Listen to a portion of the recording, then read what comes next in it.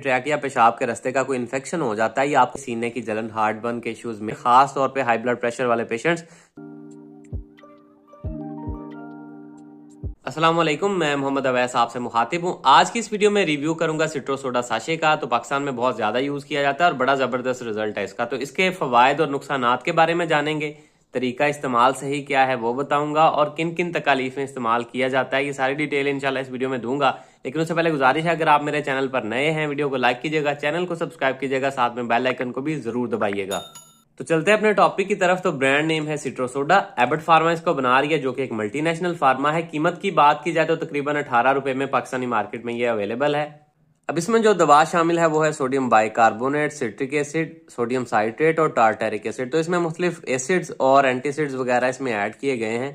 अब जिन मसाइल में इसका सबसे ज्यादा इस्तेमाल करवाया जाता है उसमें मैदे से रिलेटेड ही मसाइल हैं, जैसे कि सीने की जलन, हार्ट बर्न के इश्यूज, मैदे में तेजाबियत। जब मैदे में ज्यादा तेजाबियत होती है तो आपकी गिजा की नाली या इसोफेगस में आना स्टार्ट हो जाती है, जिसकी वजह से हमें सीने में जलन या हार्ट बर्न के इश्यूज होना स्टार्ट हो जाते हैं। उल्टी मतली की कैफियत होती है, पेट भरा भरा फील होता है, ऐसे लगता है जैसा जो कुछ खाया अपने गले में स्टक होकर रह गया।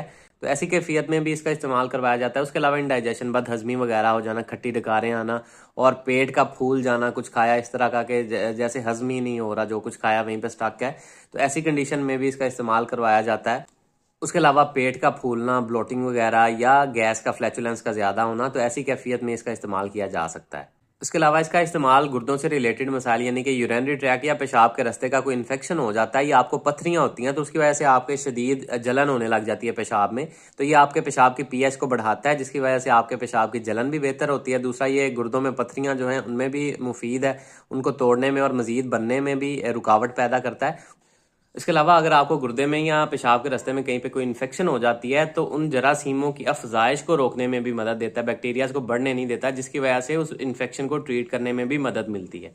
अब बात करते हैं इसके नुकसानात की। तो ऐसे जिसके कोई ज्यादा साइड इफेक्ट्स आपको देखने में नहीं मिलते, अलबत्ता इसका लॉन्ग टर्म यूज बगैर डॉक्टर के मशवरे के नहीं करना चाहिए, खास तौर पे हाई ब्लड प्रेशर वाले पेशेंट्स।